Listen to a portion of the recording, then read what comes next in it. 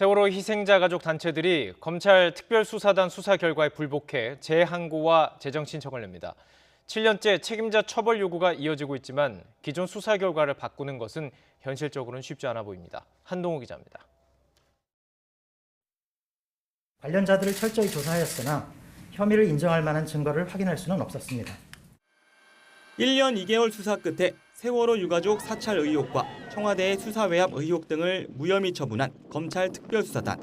다시 판단해달라고 요청했던 항고가 지난달 31일 기각되자 세월호 희생자 가족 단체들은 다시 재항고와 재정 신청을 제기합니다. 재항고와 재정 신청은 검사의 불기소 처분에 불복한 항고가 기각됐을 때 대검찰청과 고등법원에 다시 한번 해당 처분이 타당한지 살펴봐달라는 불복 절차입니다. 이들은 고소사건은 재정 신청을 통해 법정에서 혐의 의무를 따져보자고 했고 고발 사건은 재항고로 미진했던 수사를 다시 하라고 촉구했습니다. 핵심 쟁점은 당시 청와대의 검찰 수사 외압 의혹과 국정원과 기무사의 유가족 사찰 의혹에 대한 검찰의 혐의 없음 처분이 적절했는지 등입니다.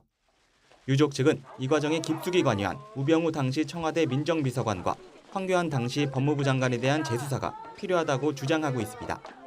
다만 법조계에선 이런 불복 절차가 실제로 수용된 적이 거의 없어 결과를 바꾸는 게 현실적으로 어렵다는 전망이 많습니다. 불복 절차를 밟는 신청인이 검찰 수사 결과를 뒤집을 수 있을 정도의 충분한 자료를 확보해 제출해야 하는데 강제 수사 권한이 없어 재수사나 기소로 이어진 경우가 극히 적다는 겁니다. 좀 극단적으로 보면 한 2%, 1% 이하로 보는 경우가 많아요. 수사라는 것이 결과도 중요하지만 이 결과를 만들어내기까지 얼만큼의 신뢰를 만들어내냐가 되게 중요한 것 같아요. 국가적인 큰 불행에 처벌받는 사람은 없다는 지적엔 공감하지만 법리상으로 국가의 후속 조치가 범죄 행위로 인정되느냐는 다른 차원의 문제라는 지적도 나옵니다. 지난 정권에서 이 세월호가 굉장히 이제 자기들로서는 치부였잖아요. 그렇기 때문에 그 과정을 이제 투명하게 공개 안 하고 좀 숨기는 듯한, 축소하는 듯한 그런 의혹을 좀 사기한 부분이 있기 때문에 그래서 이제 그게 지금까지도 문제가 되고 있지 않나.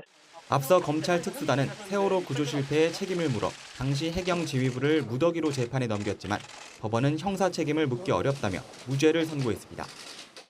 세월호 참사가 벌어진 지 7년, 이준석 선장과 승무원들의 유죄는 확정됐지만 해경 지휘부의 항소심은 이제 시작입니다. 지연된 정의를 바로잡아달라는 유가족들의 요구도 7년 전 그 자리에 그대로 멈춰 있습니다. YTN 한동우입니다.